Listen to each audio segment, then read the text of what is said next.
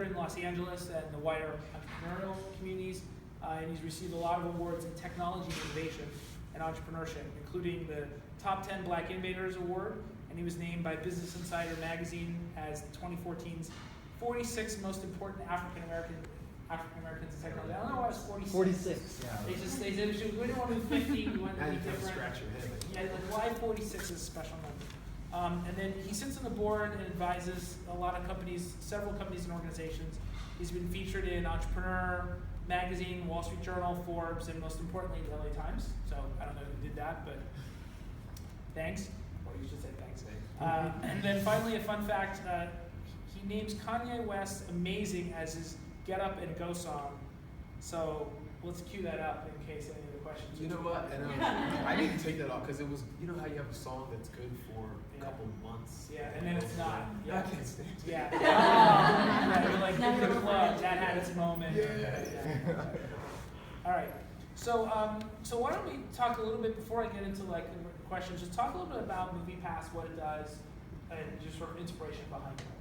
Yeah, you know, the inspiration actually started with my whole inspiration to coming to LA. I don't know if you guys are from LA or not, but I came here because I felt like there was just incredible opportunity to leverage technology and entertainment broadly.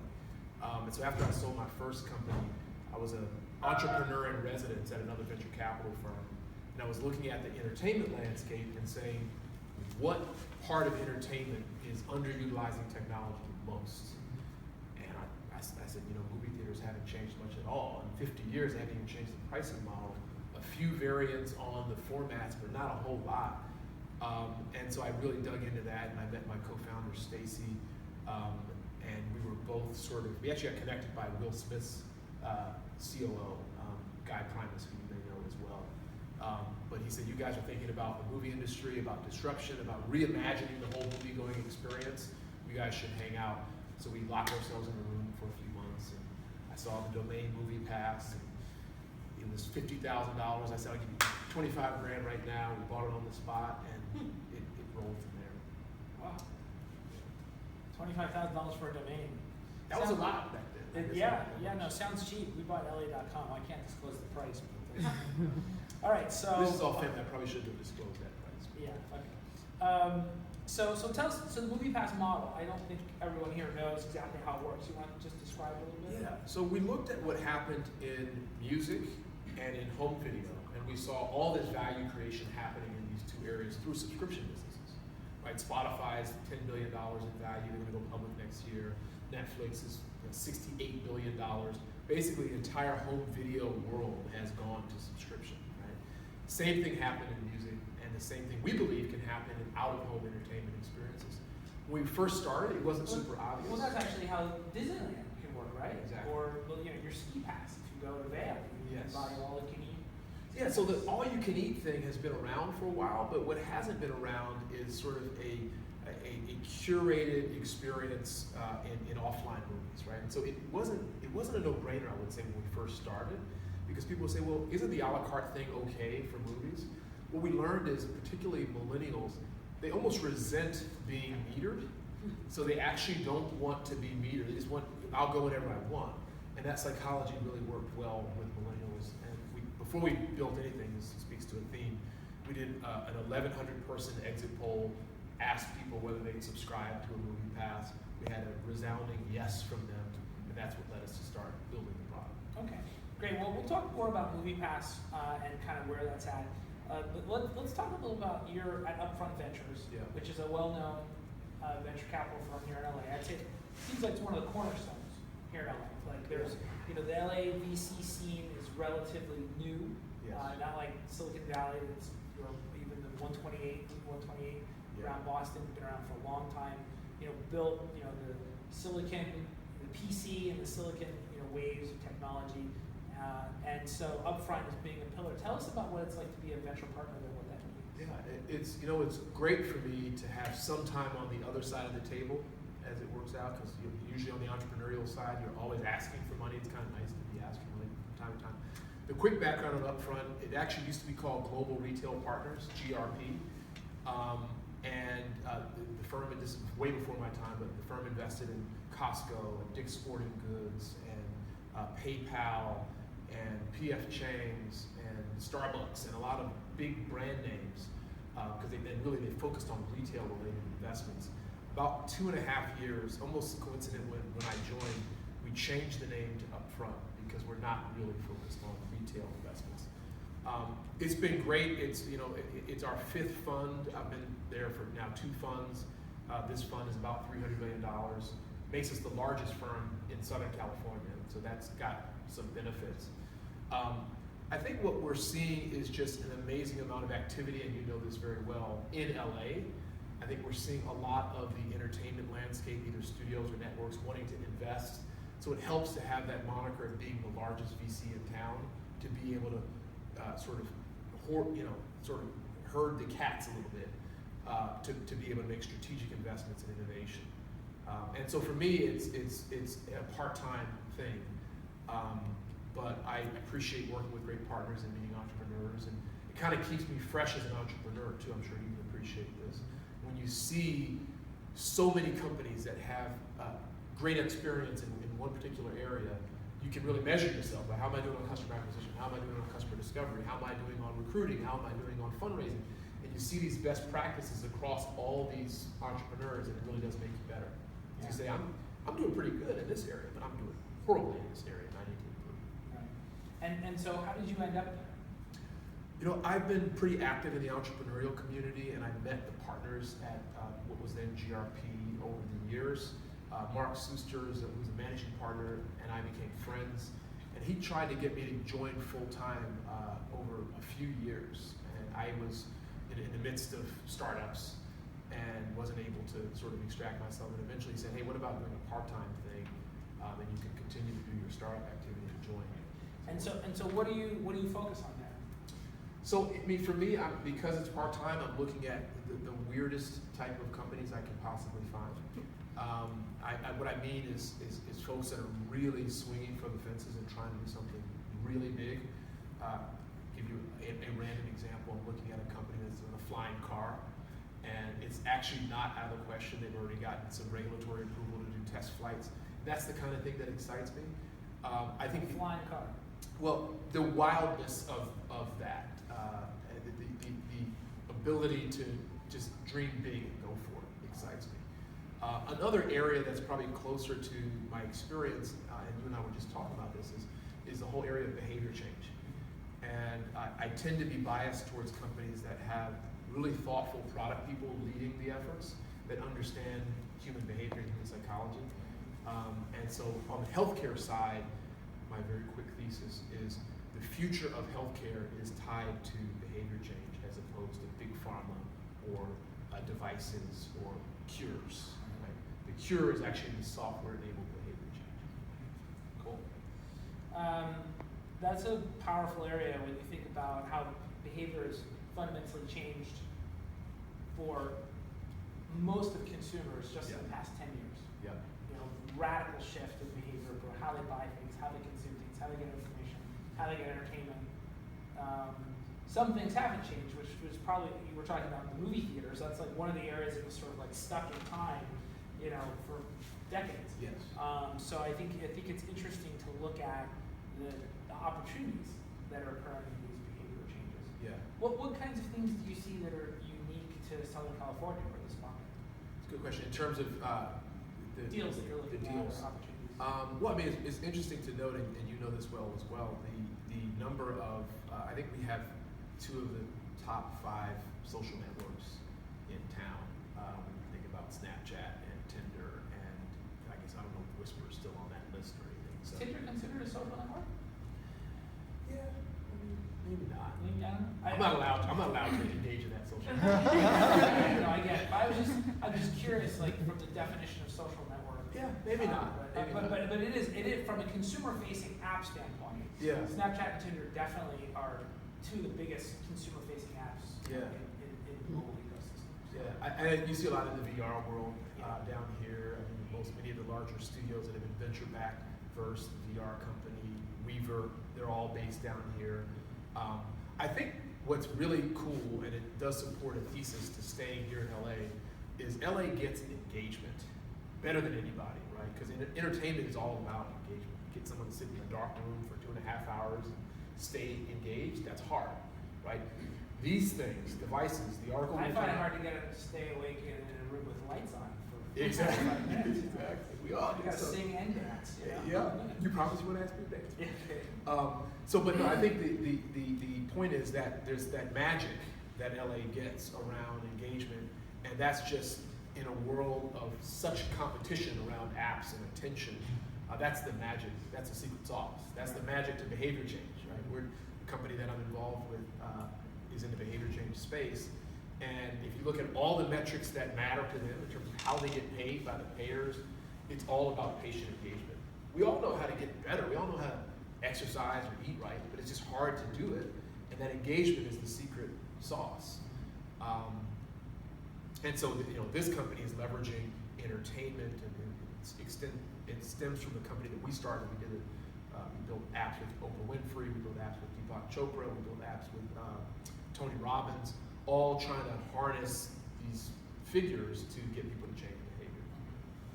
So what was that? Tell us a bit more about the company. Yeah, so that company was called BeLife. And we said, let's go after behavior change. Let's build software to change behavior around health. And then let's focus on stress. Because stress is kind of a horizontal problem that we all deal with, very easily quantifiable in the enterprise. The enterprise spends about $300 billion on stress-related stuff, everything from health claims to missed work, etc. And then we sponsored a lab at Stanford called the Behavior Change Lab. It's a guy named BJ Fogg who does all that stuff you sent me. I think you may have sent an article around to folks around behavior change. They're focused on that. He's credited with the feature in Facebook that says you've been tagged in a photo. He's credited with that feature. And so we wanted to take that science and apply it to, initially to stress. The new company, which is based here in LA, that acquired BeLife, is called Canary, and that's focused on heart disease and stress and diabetes and bigger diseases. Got it. Well, that's a really interesting area in terms of using technology to help relieve stress, because a lot of people think technology enhances it. Yes, it right? does. It's Right? paradoxical. Yeah, people always being connected, constant on. Yeah, the article I shared with some folks here earlier, and I sent to you, was about sort of the top 10 or 15 ways that behavior is constantly modified, and the sort of, partially gamification, but also, that sort of limbic system response, getting you to check your alerts and being tagged and all the impact of those things. Yeah. And the first one on that list was the slot machine effect. Yep, it's the same. Like, they get it better than anybody in the casinos. The idea of, in fact, the statistic that blew my mind was, it makes more money than like 3 or 4 of the biggest industries you could think of put together. And that mechanism of the reward, the random reward, is incredibly powerful. And so that's why people keep checking their alerts, because that the reward. That's it. They might guess. And that's a mechanic. I don't know, are any product people in this organization? So I'm sure you guys are thinking about that as you build your products, but it's just magic almost. And when especially when you think about it for health, if you can get someone to take a step in their health care, whether it's complying with their medication or whether it's exercising, you're changing lives in a really significant way. Same thing with MoviePass. When we first launched, we realized and did all this academic research that consumers actually want, they call it loss avoidance.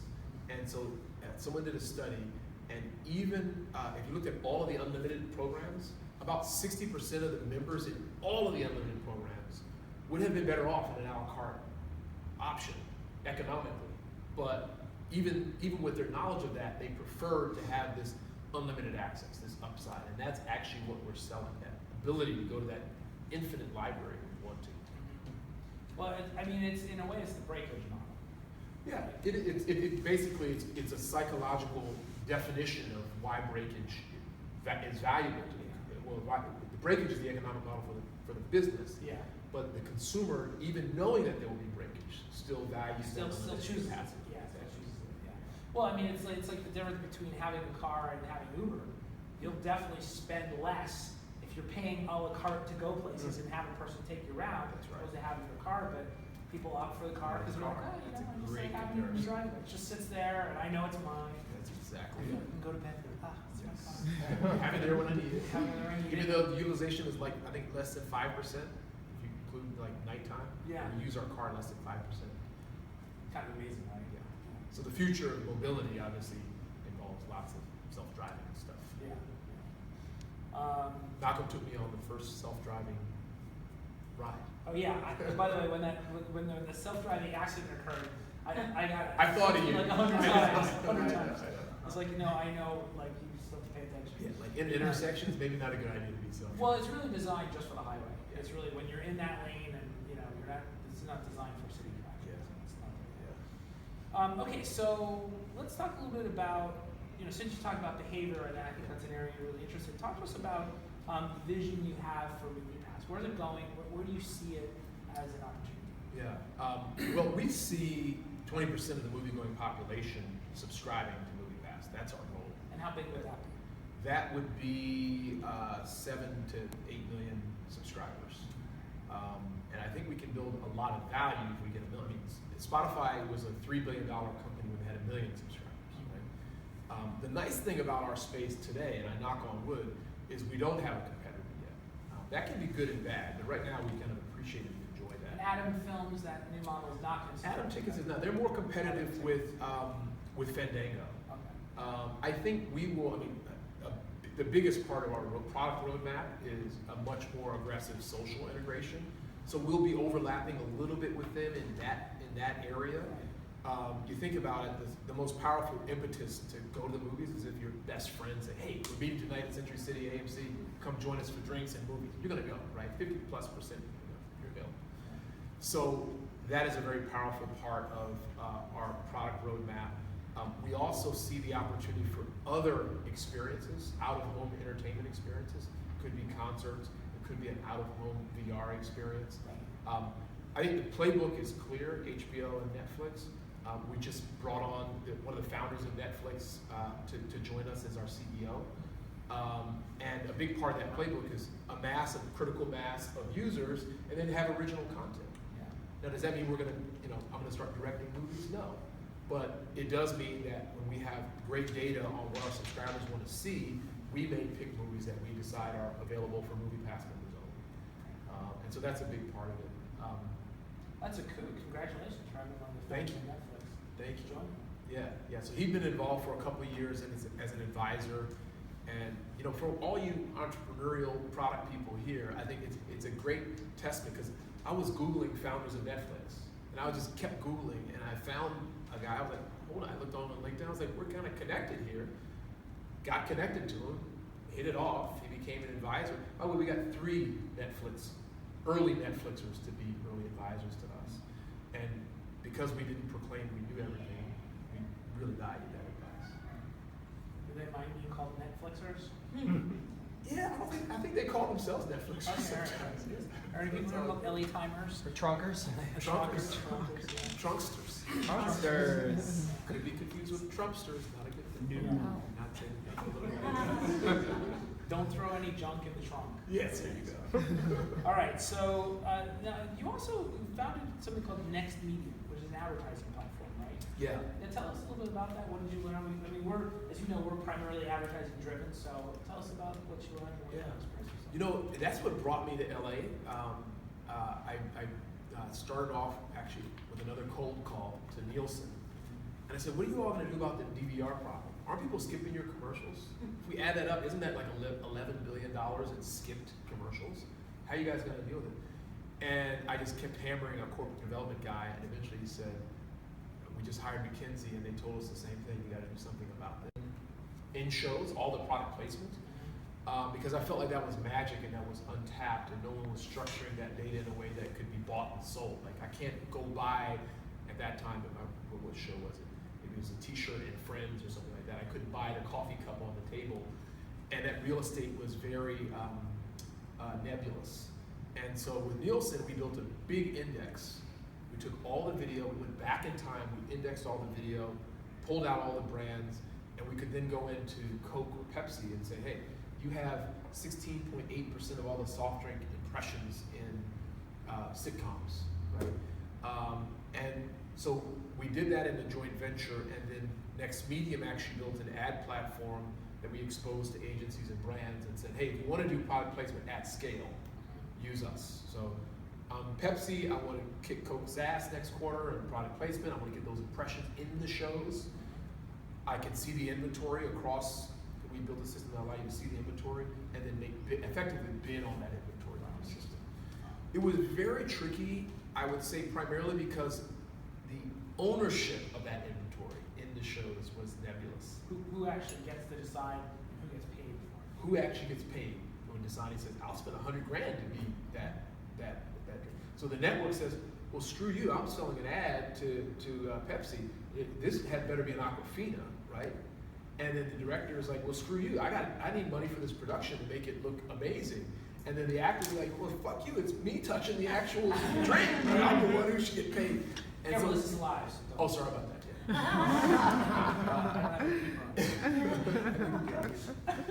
Sorry. So I'm just kidding. there might be some really formal folks in Chicago. If I offended you, I apologize. Maybe, but they got to come here and mess with me. Okay.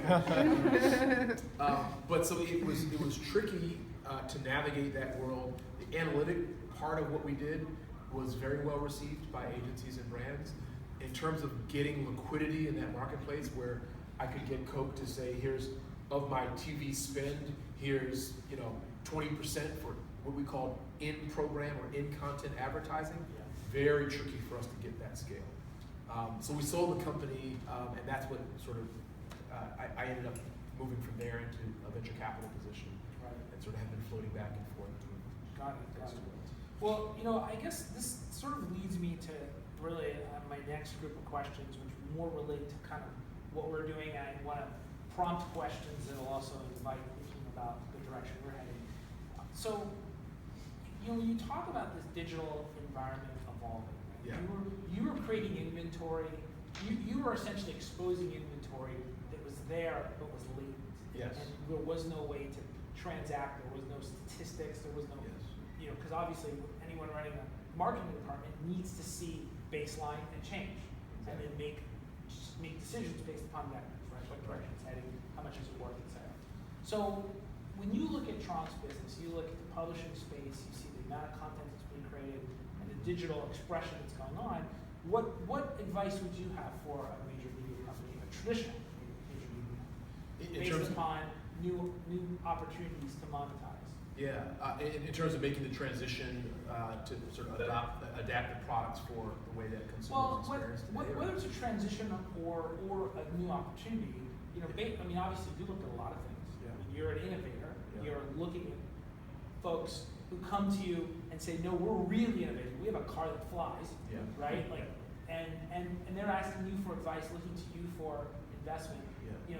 Out of those ideas, what bubbles up to mind for you as opportunities as a media company? Because we have thousands of people every day producing thousands of pieces of fresh content, both local and national and global. Yes. Right? Words, pictures, and videos. Yeah. All across the landscape. Yeah. We're one of the largest content creators in the world, Right. not just the U.S. And of course, we are known for our journalism, 92 Pulitzers, right? Yeah. So we have credibility, we have amazing brands. So based upon that, I'm curious, what you see. Well, the thing that is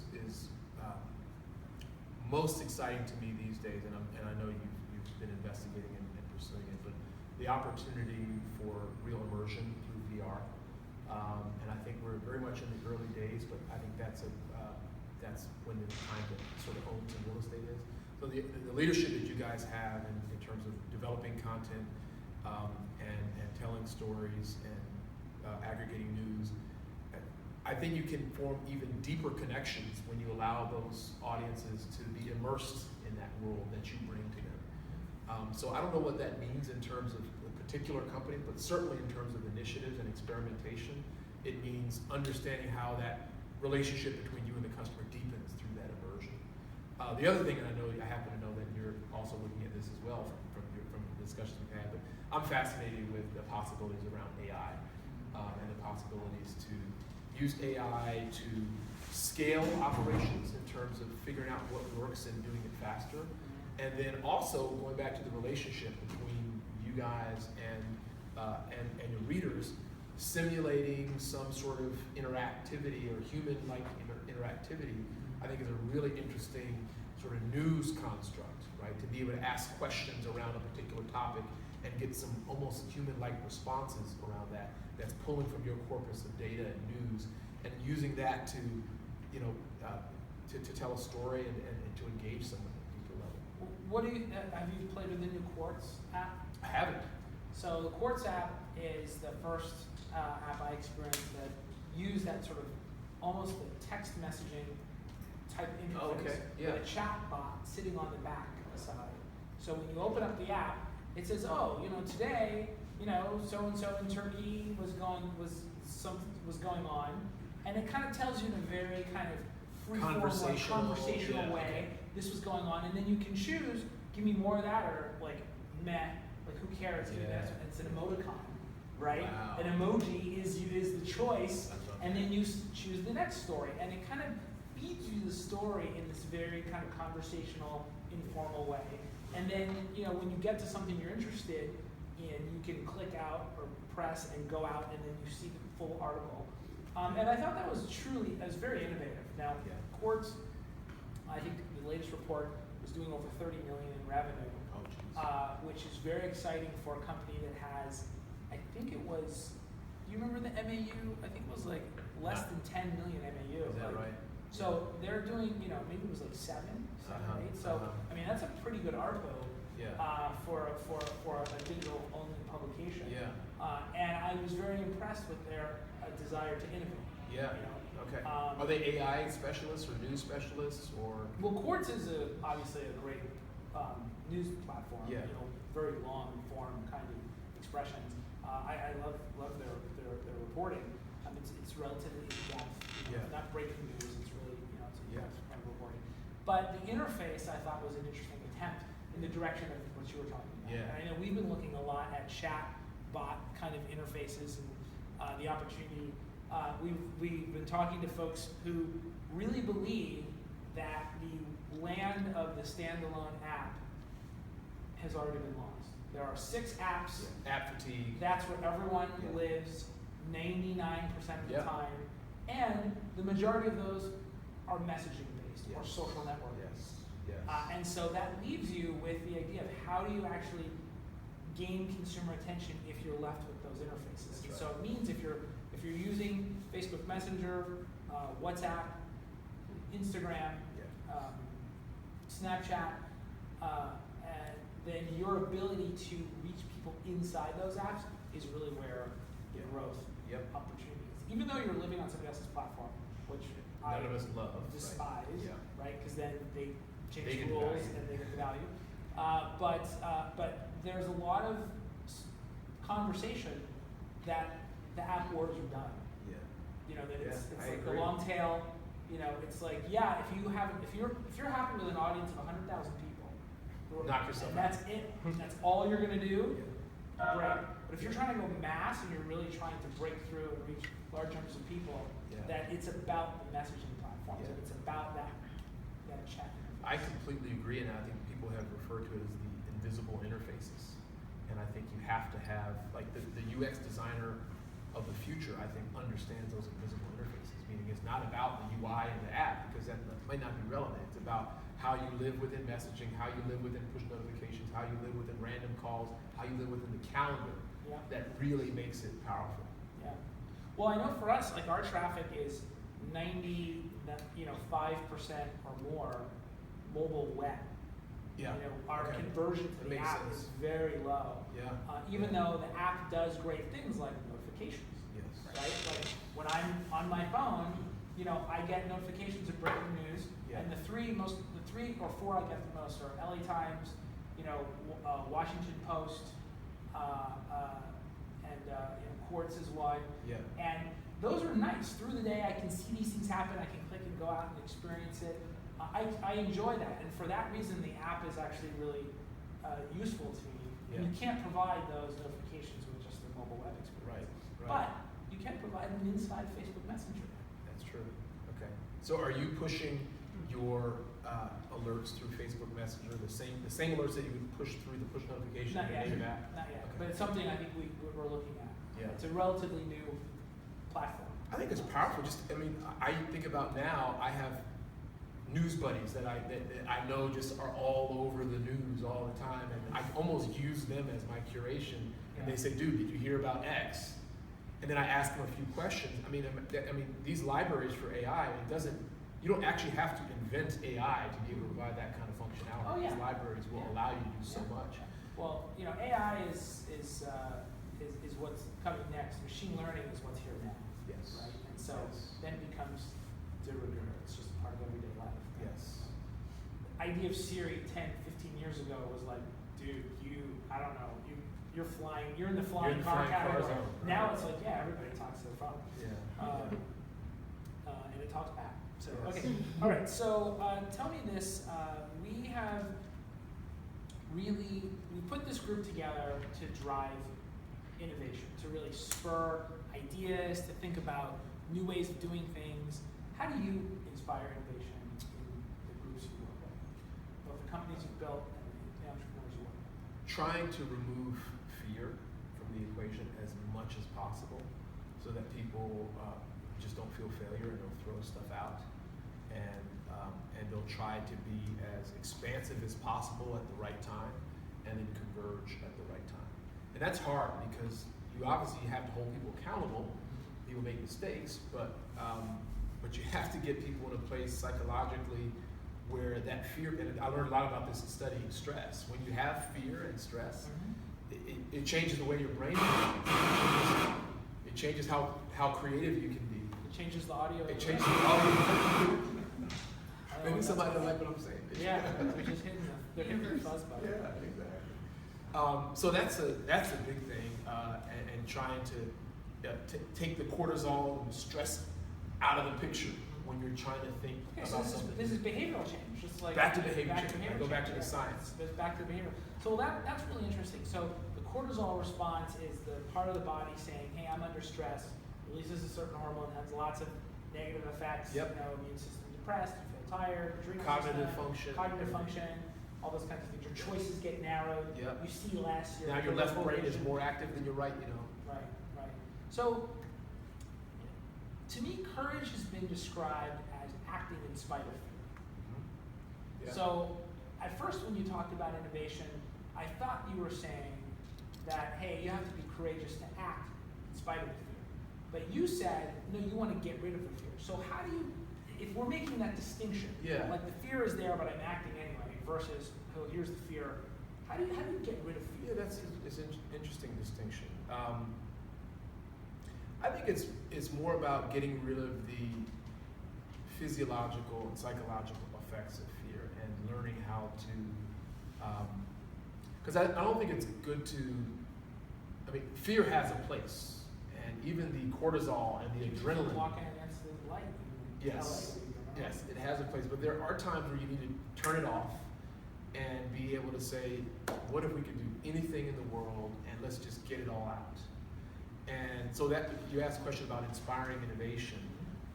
That's in those periods I really tried to say, hey, I tried to do more hugging and do more touchy-feely stuff that says this is a time where you want to get it all out, and you want to breathe, you want to be active, you want to do all these things so that you're not having anything that's going to limit you in that fear. So you guys heard it here first. More hugs. That's the key. Anyone, I don't know, is HR listening? I feel like it might get us in trouble. Somebody in Chicago's like, did this dude just say hugs? I'm sure it'll be on the blogs. There you go. See, we got some hugs going on right now. Please don't tweet that. I'm sure Ken Doctor will be writing about this later today. But yeah, okay. Well, that's interesting. So, are you really talking about like sort of mutual support, giving people the space to try things? I think I'm talking about giving people the space, feeling like there's no downside for failure in a constrained environment. I shouldn't say that.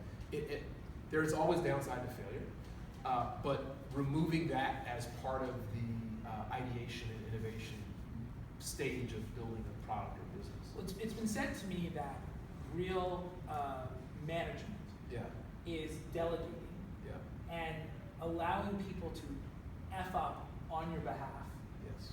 20% of the time. So if I empower somebody and I say, okay, this is your responsibility, go figure it out, try all kinds of stuff, I'm going to assume that At least 20%. 20% of the time, it's not going to work. Yep. It could actually be just not great at all. It could be Yes. horrible. Yes. But I trust you to minimize, to test, trust but verify, Yes. to make your attempts at new things that may fail, constrain them in a way that it won't be catastrophic. Yeah. And assume that your intellect and your creativity and your capabilities are going to get great results 80% of the time. That's right. And maybe in the innovation business, it could be higher than that, right? Failure could actually be higher. Yeah. Yeah, I mean, it kind of goes, I have an 11-year-old, but, I don't know how many parents are here, but, my wife and I went through all these books on parenting and all this stuff. I'm sure you guys thought about this. But they always talk about never praising the outcome. Like, if my son shoots a basket and he makes it, I shouldn't say, nice, great shot. I should be praising the fact that he kept his elbow in, the fact that he's been working really hard. And to some extent, that it kind of applies to us, I think, as well. In that 20% of the case, praising that product person that's going through that rigorous testing effort, that's doing that customer discovery effort, that's doing the stuff that will ultimately lead, hopefully, towards 80+% successes. That's the thing to sort of nourish more than the outcomes. Well, that reminds me of it being more about the journey than the destination, right? And really rewarding for the journey of experimentation and the commitment to trying things. It's hard because we all like to see those results. Yeah, no, the market tends not to reward our stock for the journey. Exactly. The destination. Okay. All right, so now other than Kanye West, who is clearly Kanye West, what other companies, mentors, books, what other things inspire you? Gosh, I tend to just geek out on neuroscience related stuff and behavior related stuff. I've been inspired recently by a couple of neuroscience PhDs that I've been mentoring as they're thinking about a startup. And they're actually building a framework that they hope will apply to anyone that's building something that has to do with engagement. What's interesting is it comes back to the same thing you said. Their thesis is around the randomness of rewards. And so a lot of the stuff that I'm reading are related to that kind of thing. There's a book called Nudge. That's a good one on behavior change. Nudge. Daniel Ariely has written a bunch of books on behavioral economics. One called Predictably Irrational. That's a good one. So yeah. Great, Nudge and Predictably Irrational. All right, I like that. Let me see. All right, so here's my favorite question. What's the biggest lesson you've come away with from your companies? Gosh, I think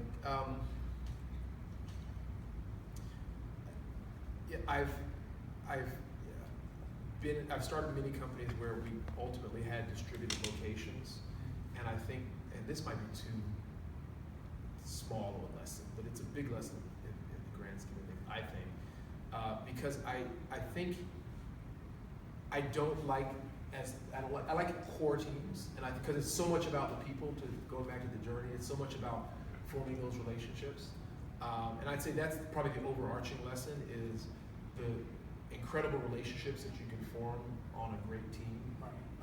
Oftentimes trump everything. Oftentimes, you gotta use different words. No, it's just we're non-political. There's no endorsement type. But yeah, no, I just find that I value that, and I just think of when I look back in 20 years, those relationships. Not only are they good for us as individuals, but they're important for actually being able to build businesses together faster. I met with your co-founder. I don't know if you guys know, Malcolm probably gave birth to out of thousands of African American entrepreneurs. He started the first African American internet company, and I wasn't that much. I'm not that much younger. You were the young dude doing it. Yeah, I was a kid. But I met with your co-founder last week, and I could just tell the way. I mean, the battles that you guys went through together, created a bond that will last forever. Yeah. Not to mention the legacy of being able to say, hey, we're actually couple of African American folks starting an internet company in the 90s, right? That now, that folks like me said, well, shit, that sounds like me. That sounds like the area I want to go into. And wow, they can do it, so can I. And so that part of it is a big deal. Yeah, well, great. I think within our organization, we're building a lot of tight relationships as we go through this transition. We're really in a turnaround situation as far as I'm concerned. I've been here 6 months, and we've made so much transformation in such a short time. And I think we've built a lot of great relationships between people in that process. Anyway, so I think those are the main questions we had prepared. I'd like to open it up and have folks, chime in. People who have questions out there. Oh, okay. You're ready to go. I'm ready to go. All right. Speak up, because we're gonna.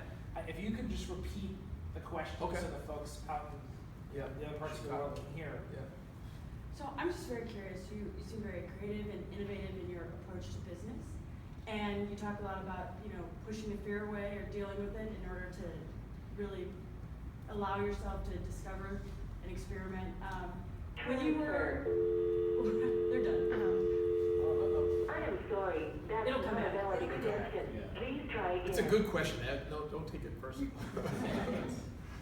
So I'm wondering, when you were in your, your fundamental years, at college, there's a set path for careers. You graduate, you get your job. At what point was the turning point for you that you decided you were gonna push the routine away and take the chance? Yeah, I think. You want to just Yes. So the question is, I guess, when did I? Defining moment. Yeah. What was the defining moment in deciding to take an entrepreneurial or innovation path? I had an internship in college with an insurance company. I was like, this ain't gonna cut it. This is not me. I want to feel like I am making a difference in every day on the whole business. I wanted to be creative, and I wanted to have an impact. Right. I think just my personality, I've always been curious. I started companies from when I was a little kid. And my parents kind of encouraged that, which I think may have been somewhat different from my friends. They encouraged that more than others. My father's from Senegal, West Africa. My mother's American. Both sides of my father has a PhD. My mother has a master's. Not typical. So they were absolutely focused on education, but I think more holistically than just get your degree, because they had their degrees and they knew that you have to have more than just a degree to be fulfilled. So they stressed more things that nourished my interest in having that freedom and in creativity and in impact. Those are the things that they stressed more. So I think that even my dad, he's almost grumpy that he has his PhD. You know what I mean? He's from Senegal. Very few. I think he's the only person in his family that has a PhD, and then probably that has a master's. But in Africa, many places in Africa, they choose one person from the family to go along educationally, and he was that guy. But he's also kind of a creative, entrepreneurial person that probably didn't get to express that as much as he wanted to. So I think that my brother and I sort of took some of that on. Yeah, PhD, he went really long on education. So my question is, I see a lot of parallels between what you did in terms of product placement and driving that news or revenue stream, and us taking content that is sort of more emotional, that kind of thing, and monetizing that. How did you stop yourself as the head of the company from just, it's Coke all the time on this show. We're actually going to feature now a episode where it's entirely about Coca-Cola. Did you leave it in the hands of the creative people to say where the line was? Yeah. Or did you also respect that there's got to be a line there because the product you're selling is so special and that's the connection? Why don't we repeat the question a little bit? Yeah. So the question is, how did the Next Medium as a platform sort of make the decisions, or what was the role in the decisions around oversaturation of the brand in the content versus not? And I think, for better or for worse, the creative industry, the network television world, they regulated the hell out of that. Those creatives, I mean, there were people that were religious about this not being Sure. Dasani or Aquafina, that it had to be water, like, and I would remember having those debates, like, well, real life doesn't have water, real life has a brand in it, why not just vary that, you know? So we didn't have to play that role, we were just neutral, and we said the marketplace will decide, you know, if it's enough money, maybe the creators will say, okay, shit, it's all Dasani, you know, let's just tell a good story. And there are plenty of great examples of amazing creative that had amazing financial results with incredible amount of branding. Right. So I also try to make the case that they are not mutually exclusive, right? You can have a branded, fully branded show, and still have an amazing piece of creative content that makes lots of money. So I mean, in your world, I would imagine that same tension exists. I right? think there's definitely a tension, and I'm wondering how we'll maneuver that, because eventually it feels like we should be at some point sort of dictating what sells, but at the same time that's not necessarily what we are getting. So I think there will be that sort of line to walk, and I was wondering sort of where it stood, because it's even in your interest as well to have a show that doesn't sort of reek of product placement, to continue that, you know, strong feeling. My background is in loyalty marketing, so this whole thing of experiences and that emotional connection really resonates with me. But I'm just curious, like, how we're going to negotiate that as we go forward. So it was great to have sort of an example. Yeah, I think Done it. this idea of like negotiating the balance between, you know, pure editorial and advertising and product placement and sponsored content. Content that's sponsored, which are two completely different things, which I did not understand until recently. I think that one of the constraints is really regulated by the government.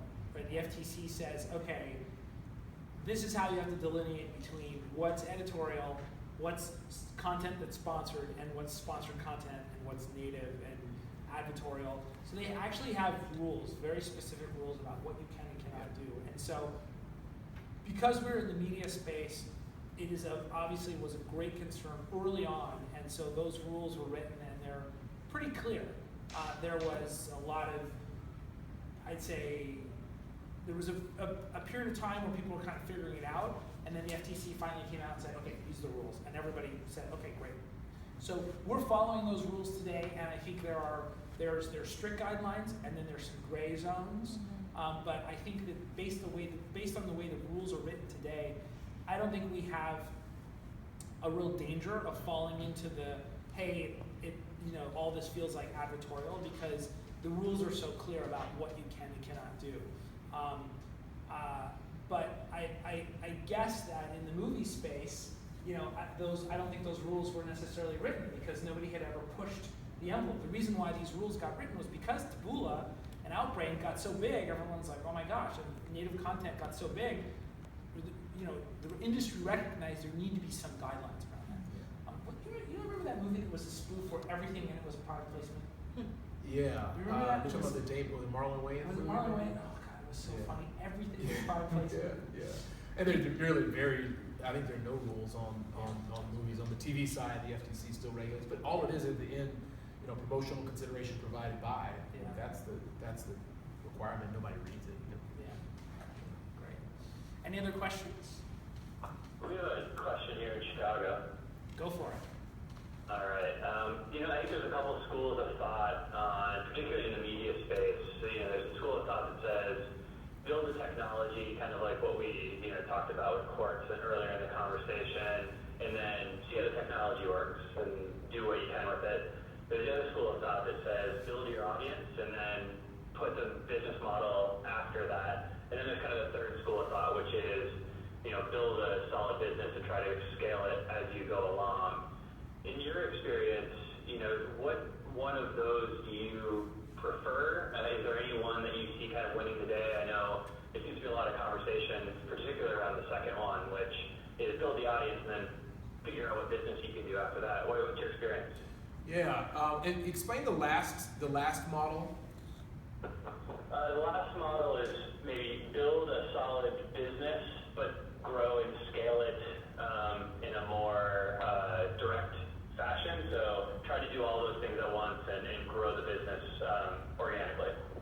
Got it. It sounds like more pragmatic. The last one is sort of don't get too big before you figured out the business model. The second one is don't worry about the business model, just get as big as you possibly can. And what was the first one? The first one is really just develop the technology and then see what the technology lets you do. Yeah. You know what? It's interesting because we talk about this a lot. All three of them have like really interesting constraints. Yeah. Like how much capital do you have? Thank you. That's where I was going to go. How patient are your investors? Yes. And how long do you want to go?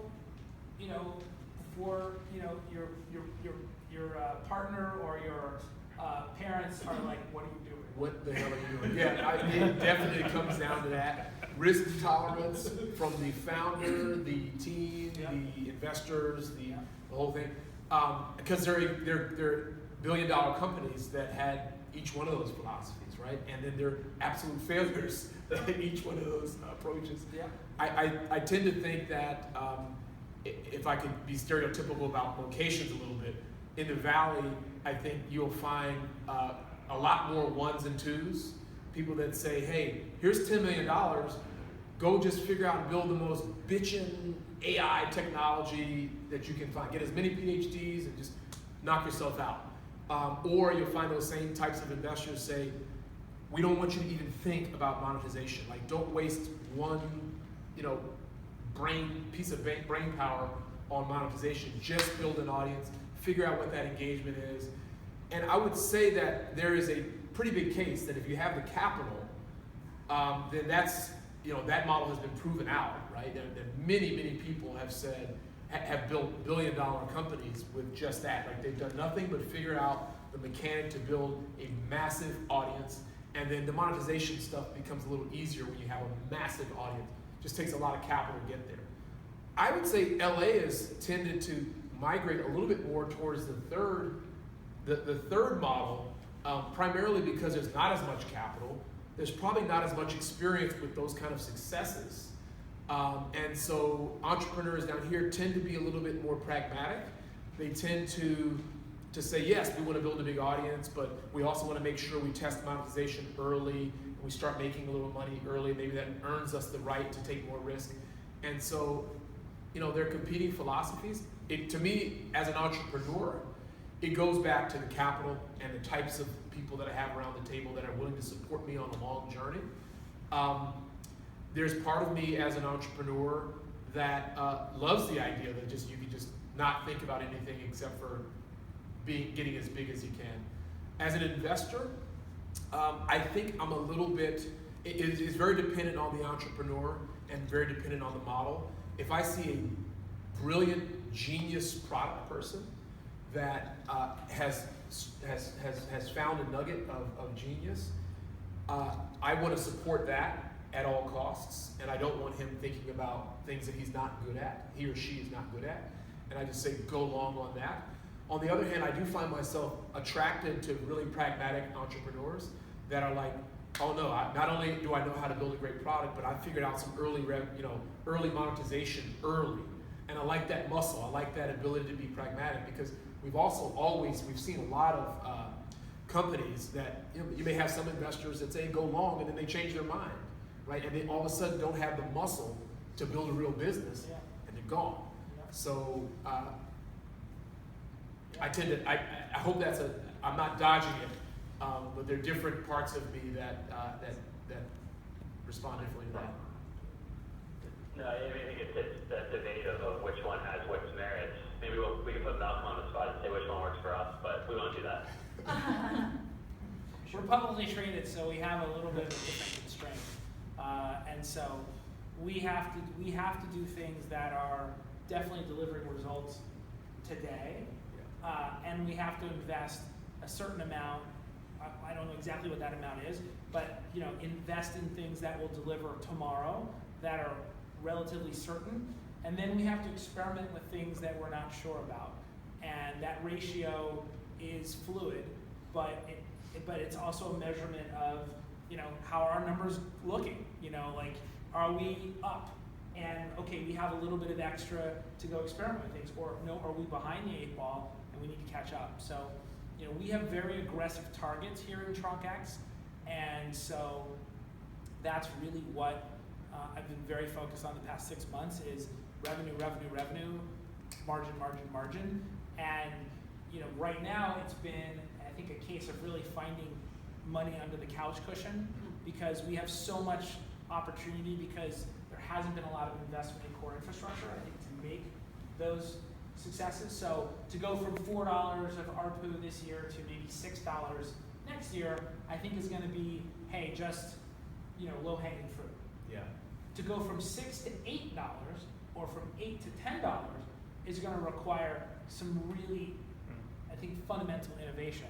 And we have to invest in those things that are going to get us from $6 to $8, $6 to $10 now. So maybe it's chatbots, maybe it's instant articles, maybe it's how does native content interact with live news stories? There's a myriad of options we have to look at. So we have to invest some time and energy in those things and watch the market as it evolves so that we're ready to take advantage of those things. So it's a combination, but obviously it's more heavily weighted on results today because that's the landscape we live in. Yeah, and it seems the best situation is to earn the right to spend more time on the experimental side. You have to earn the right you do have to by being able to get execute results. and get great results. Exactly. Yeah. So I think that's us for time. Thank you everybody for coming today, and thank you for coming and sharing some wisdom with us and having a nice little conversation. And there was no dancing required. Okay. Thank you. Thanks everybody. Julie.